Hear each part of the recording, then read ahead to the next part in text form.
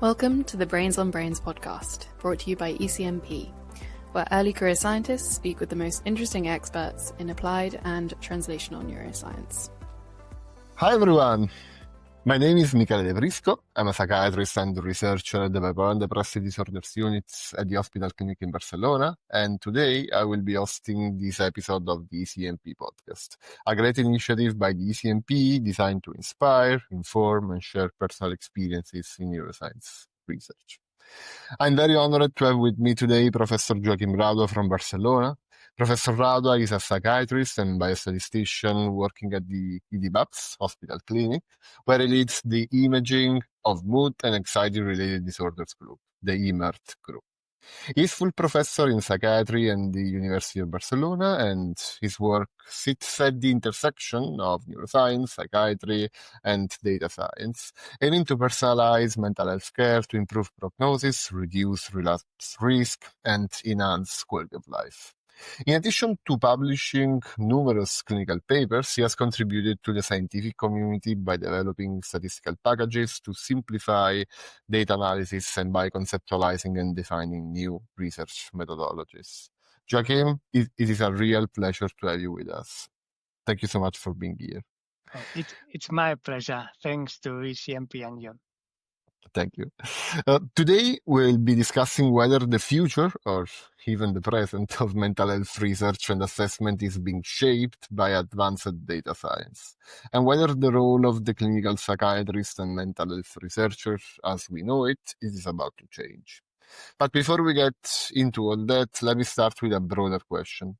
What first drew you to psychiatry, and how did that interest grow into a passion for statistics? As a teenager, I was divided between two ways of making sense of the world. On one side, math and physics, they explain how the world works. On the other hand, psychology and psychiatry, they explain how we see the world. And in the end, I chose psychiatry, probably because it also gave me the chance to help people directly. But then, during my residency in psychiatry, I discovered how central statistics were for analyzing data in medicine. And as I had always enjoyed math and programming, it felt absolutely natural, and I know maybe a bit nerdy, to take a degree in statistics. Yeah, it's curious because sometimes psychiatry and statistics seem like words apart, and many clinicians may feel that reducing a behavior or symptom to a number may be an oversimplification, like a proxy that may not fully capture the original phenomenon. And on top of that, perhaps because of this perception, statistical reasoning often remains outside the core training of many clinicians.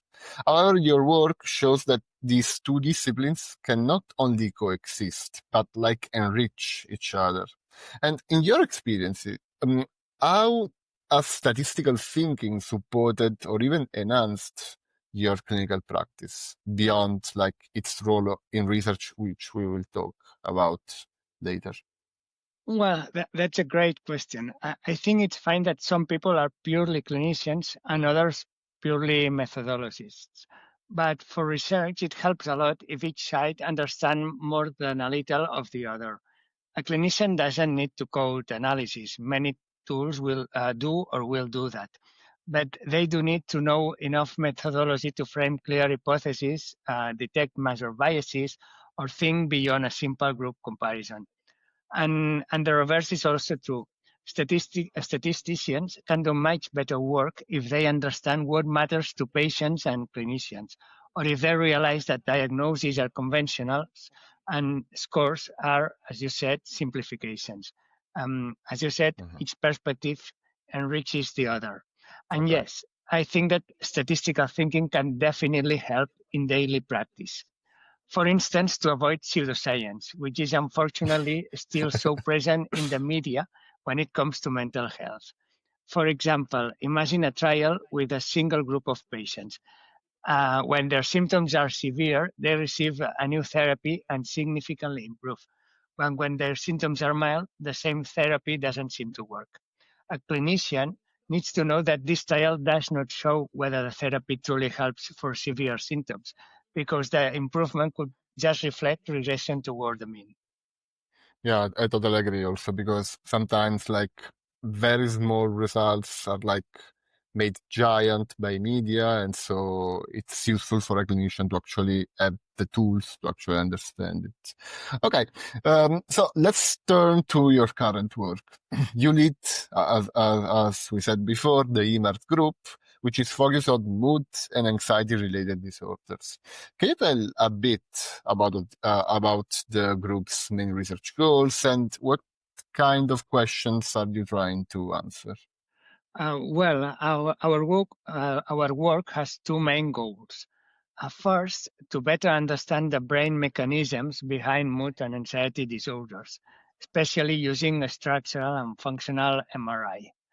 And second, to move from description to prediction, contributing to models and tools that one day may help clinicians choose the best treatment for each patient. Of course, I know that these goals are ambitious, and the only way to achieve them is via collaboration. But with these and other shared efforts, our team has added a few pieces in these directions.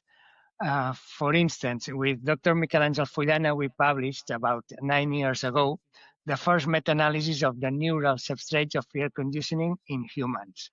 And now we have just published the first study to bring together the individual MRIs from over 2,000 people across 9 countries. And we observed robust activation in the salience network, the brain's alerting system, but not in the amygdala, which is something different from what studies in rodents typically show. And this is important because it reminds us that we cannot always assume that findings in rodents translate directly to humans. Or in another recent project, we built the first atlas of gray matter differences across psychiatric conditions while carefully controlling for the very frequent mental health comorbidity. We hope that this atlas will give us solid ground for building predictive models as we have done previously. Oh, nice. Well, you said ambitious, but I believe that you're like living up the expectation that you had with your goals. But you spoke about predictive models, and a big theme of your research is predictive models. But I'm curious about this. What do you exactly mean by a predictive model in the context of, for example, relapse risk, treatment response, or whatever? Um, could you like provide like an easy example? You could like walk us through how these models are built, what kind of value they can offer to the day-to-day psychiatry. I'd say that a predictive model estimates for each individual the likelihood of a future event. For example, they estimate the individual risk of relapsing after recovery, or the individual probability of responding well to a specific treatment, separately for each patient. To build them, we start with baseline clinical and imaging data, and then the algorithms learn patterns that link this baseline data to future outcomes. One example, in an early study, we developed a model that estimates the risk of relapsing after a first episode of psychosis using a baseline structural MRI and the clinical data. We used information from more than 200 patients, which were first scanned and clinically evaluated, and afterward followed for 2 years. We Okay. trained the model on subsets of the sample and then tested it on the remaining sample. And we found that in these test samples, individuals who at baseline were estimated to be at high risk of relapse actually showed more relapses during the follow-up. Okay. I must highlight that these tools are not yet ready for routine care. They Okay. require quite more validation, replication, and so on. And also that when they are ready, we'll need to highlight that these tools represent only a piece of help, that they are only an extra viewpoint. They will never replace the clinical judgment. Okay. Okay. Yeah, but this, I believe it's like an issue that we have in psychiatry in general.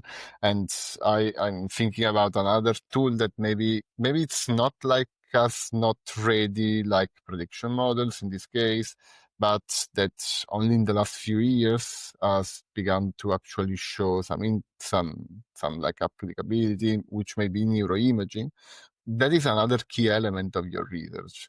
And for example, traditionally, I believe that imaging could be used in psychiatry, to rule out structural issues like tumors, other brain lesions. But today, especially in research, it's also used to actually build or actually inform predictive models. And you are like a big expert in neuroimaging, and I would like to know what drew you to neuroimaging in the first place, and what actually fascinates you, continues to fascinate you about it. And looking at that, how do you see neuroimaging evolve as a clinical tool in psychiatry, everyday psychiatric practice?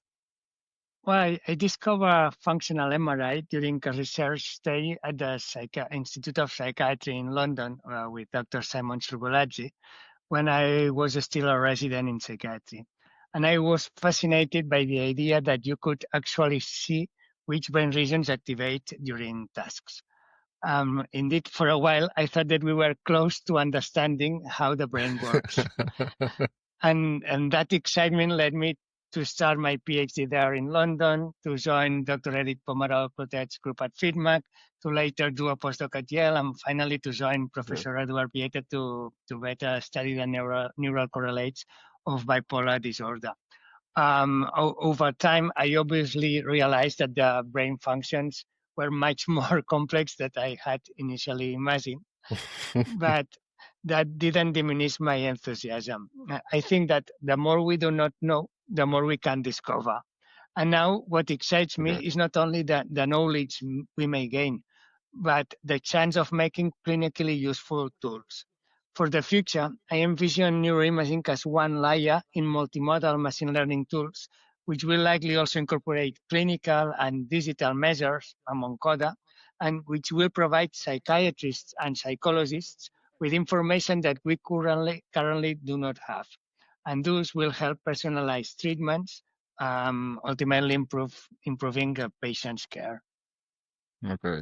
But I believe that neuroimaging, your interest in neuroimaging doesn't stop like at the output research part, because you also co-designed and code the SDM method, which is a meta-analytical tool for voxel-based neuroimaging studies. And I saw that it is freely available and has been widely used by researchers around the world. Uh, it seems like a super great, like a major achievement. And could you explain what this method brings to the table compared to previous approaches? Well, indeed, SDM was quite an important part of my early career. Okay. I created inspired by an existing clever method, ALE, upon which I added several improvements up to the point that at the end, SDM was something different. Okay. For instance, SDM can handle both brain activations and deactivations. It models effect size instead of just activation peak coordinates. It conducts subject-based permutations to control for false positives, or it can combine different imaging modalities, such as structural, functional, or diffusion MRI. Okay. But the most rewarding part isn't these technical improvements. It's that SDM has been used by many other groups to show the evidence on the neural substrates of psychological functions and mental disorders, where previously findings were usually inconsistent. Okay. Yeah, but FDM is just one of the many tools that you developed and shared with the research community. I don't know, I'm thinking about Meta Umbrella, in which you worked in, together with Corentin Gosling, Paolo Fusarpoli, Alessio Solanes, and so on.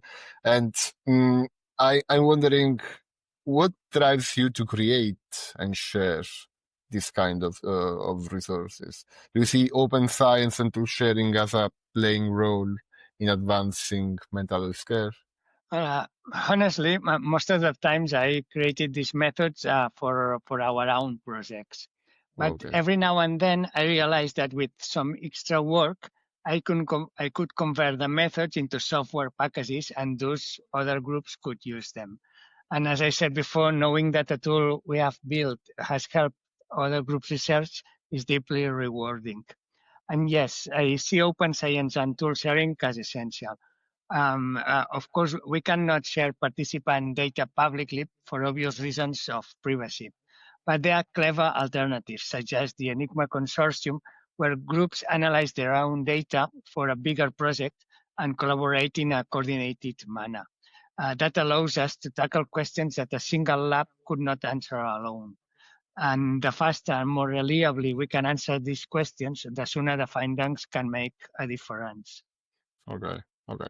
One last technical question, which I'm curious about. But you worked on evidence synthesis methods as well. Well, we talked about the SDM, which is like a tool that we can use in meta-analysis, but you also did a lot of meta-analysis, network meta-analysis, umbrella reviews, and so on.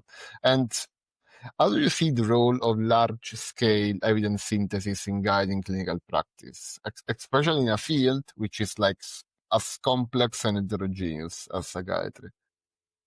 Well, I see evidence synthesis as absolutely essential. In psychiatry, as you said, but also in medicine in general, there are so many studies that by chance alone, some will show an effect and the others will show just the opposite. And if we only cherry pick the ones that confirm what we already believe, we stop doing science and drift into pseudoscience.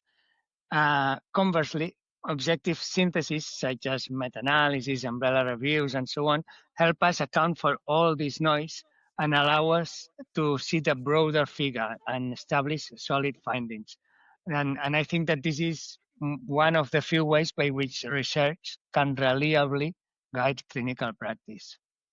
Okay, thank you. Yes, I agree. Also, because, well, it's quite hard to actually take and read few studies and obtain a meaningful pooled um, synthesis without the help of any other statistical tool, because sometimes a paper says A, another paper says B, and you fill in the middle saying, okay, but what should I have to think about this? Okay, and well, I believe that one of the main objectives of this talk, of this podcast episode, is also to explain to people who are not into both of these fields how to actually put them together.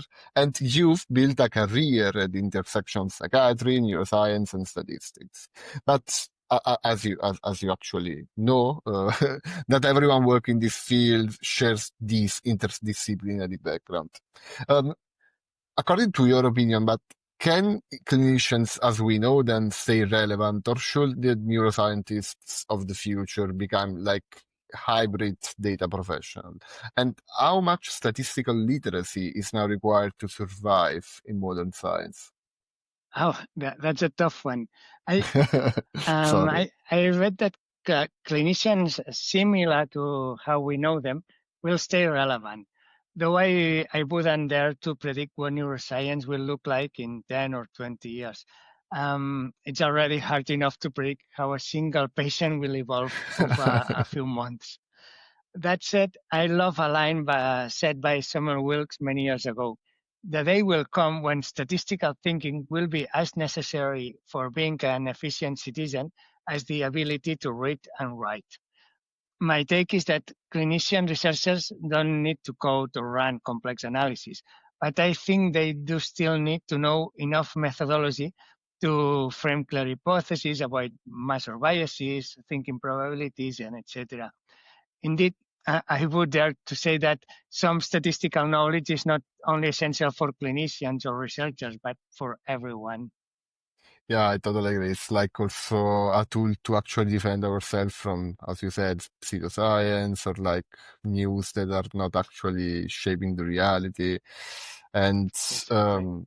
and I totally agree also that we are not aiming to create a person who knows about everything. It's just like a bridge. Okay, you maybe have more expertise on one field, but have other expertise on the other to actually help bridging to connect people with different knowledge. Also because I believe that doing all these things, knowing all this stuff could be art. And it comes to my next question, which is like about work-life balance, which is something that we often cover in ECNP podcast episodes and is something that often gets overlooked in academic and clinical careers, especially when you're working across so many years.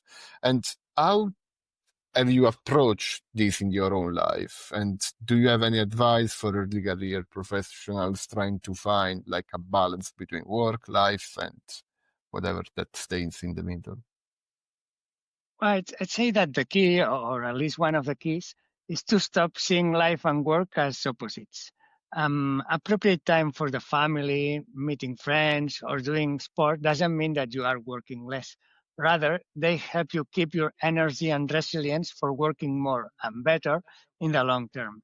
Indeed, there are studies showing that when people work too many hours, they become less and less efficient and burn out. So, for instance, picking up my children at school may reshape my lab hours, but it makes me more energetic when I work.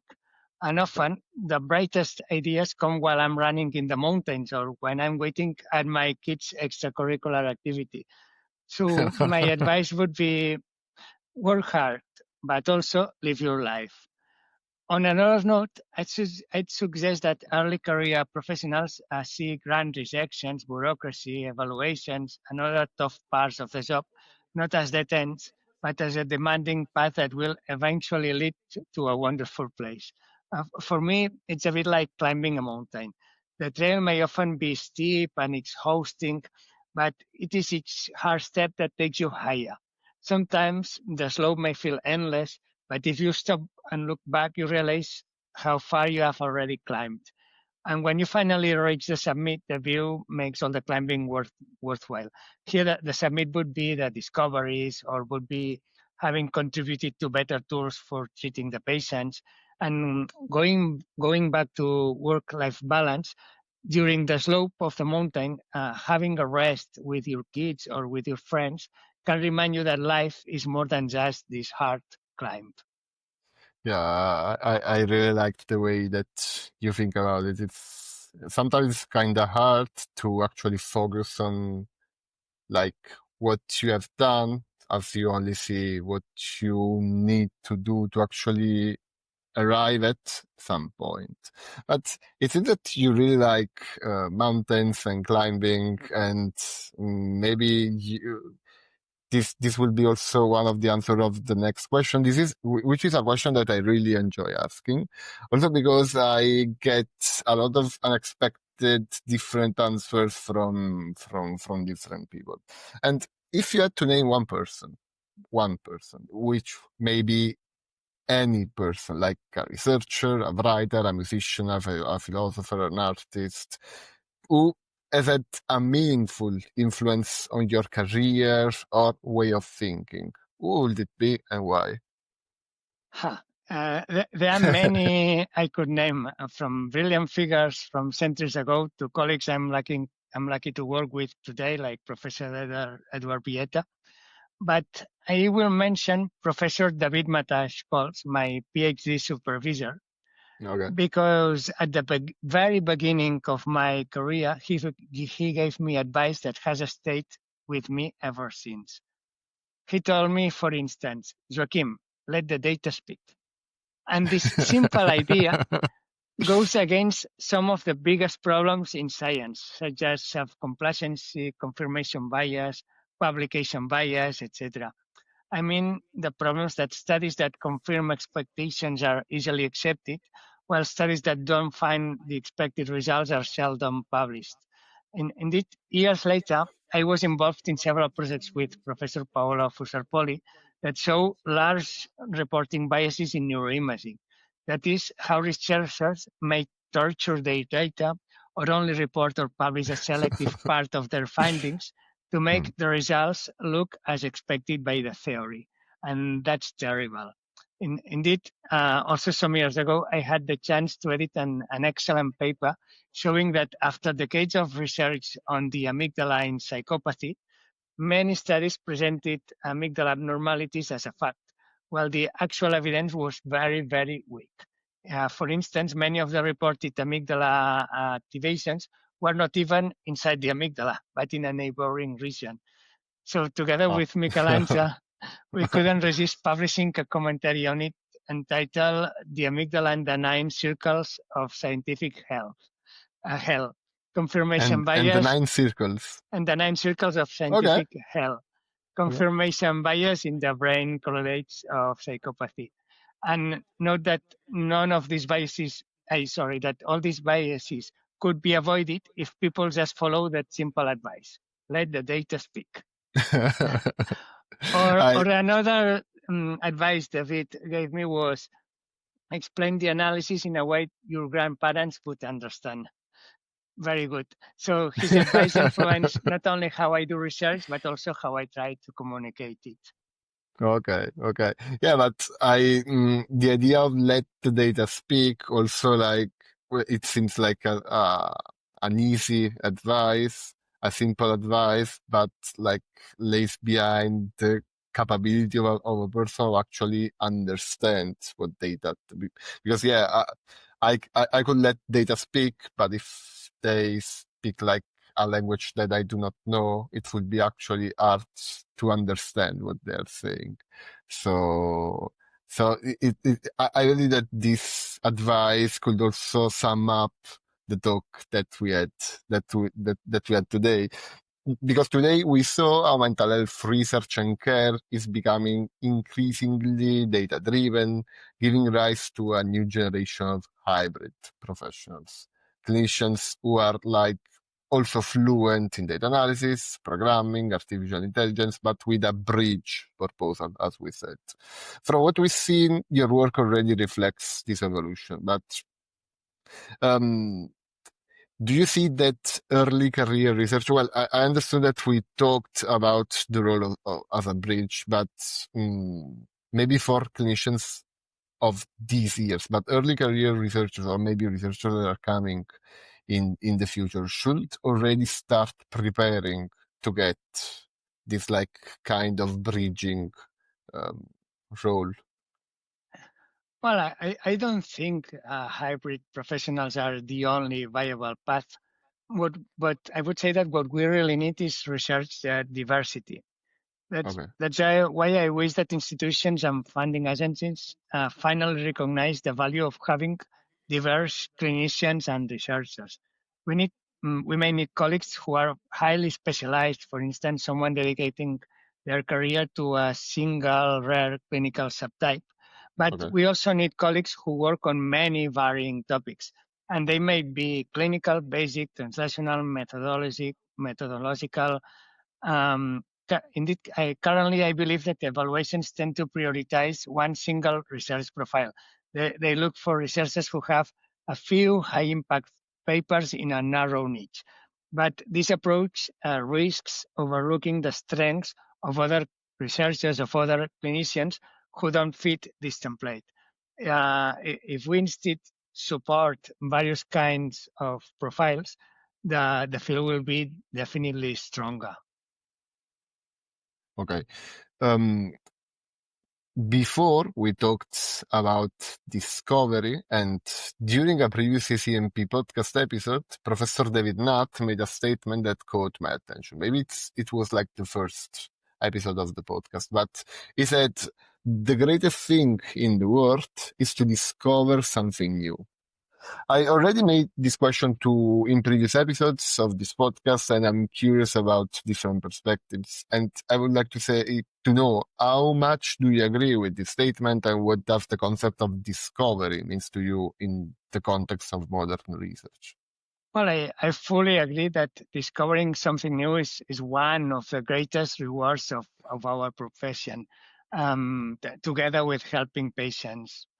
But I'd like to add something to keep motivation. Most of the energy that keeps scientists going doesn't come from a rare once-in-a-lifetime breakthrough, but from much smaller and frequent tiny discoveries. Noticing a pattern in the data, solving a tricky problem, understanding something that was unclear. These are small or tiny discoveries keep you going every day.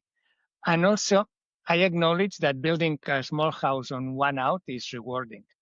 But being one of the hundreds of people who built a cathedral is also rewarding. I mean that we should not also that we should not only celebrate individual achievements, but also we should celebrate the discoveries made by large collaborations in which we participate. Okay, so we should aim for both cathedrals and like small houses. Yeah, I agree. So to give the space to everything. Let's try. Well, let's try. Let's make a bet and promise to come back to this episode in 10 years. As the role of mental health professional continues to evolve, what's one important aspect of this transformation that you think we are still underestimating or overlooking?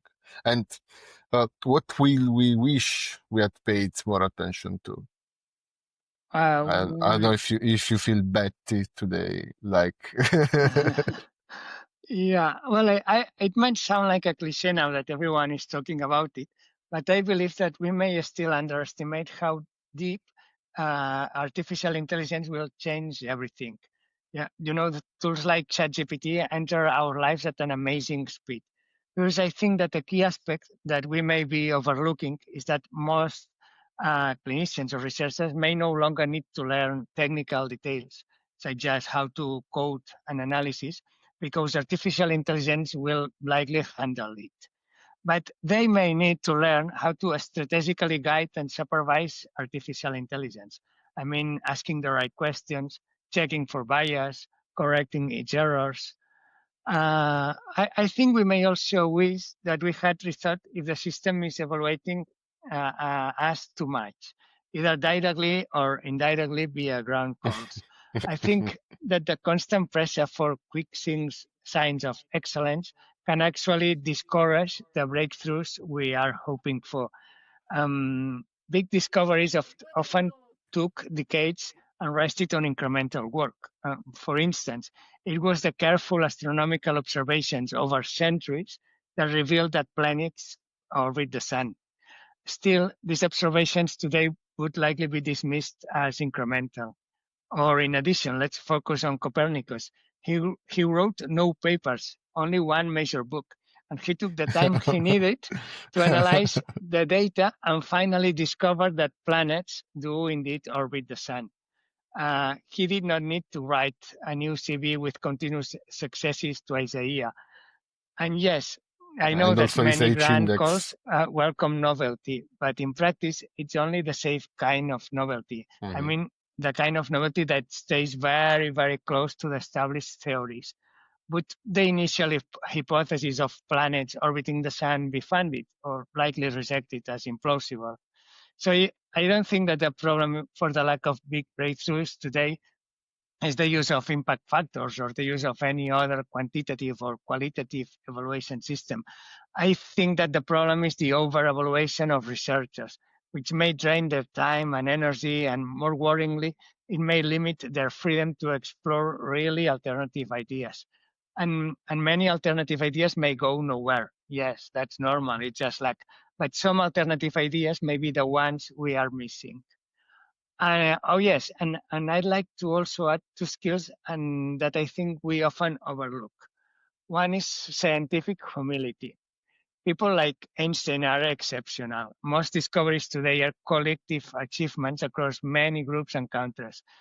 So therefore, science should not be a competitive race for individual glory, but a shared journey of the scientific community. And the other skill would be mental resilience. For instance, if a grand rejection makes you think, oh, this means I'm not good enough, you may try to pause and ask yourself, well, what's the real evidence for thinking that I'm not good enough? Have not many great researchers have also had many grants rejected? And usually these kind of questions shows that the evidence for the negative thought is really weak. And that's my last point. I think that we'll wish that we had kept patients at the center. Data, images, tools, models, discoveries, these are powerful, beautiful things. But behind every figure and behind every voxel, there's a person's story that should help us focus on the important clinically useful questions.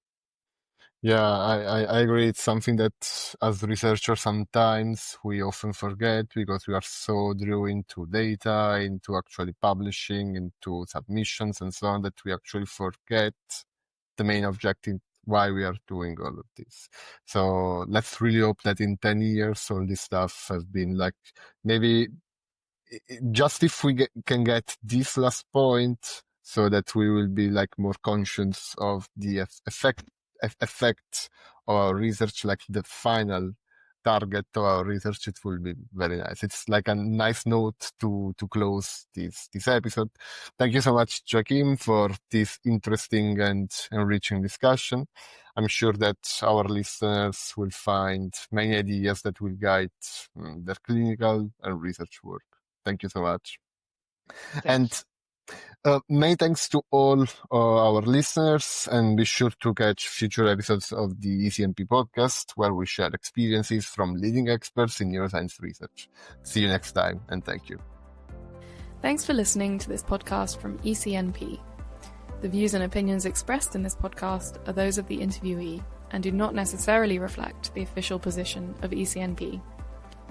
The content of this podcast should not be used in any way as the basis for treatment decisions.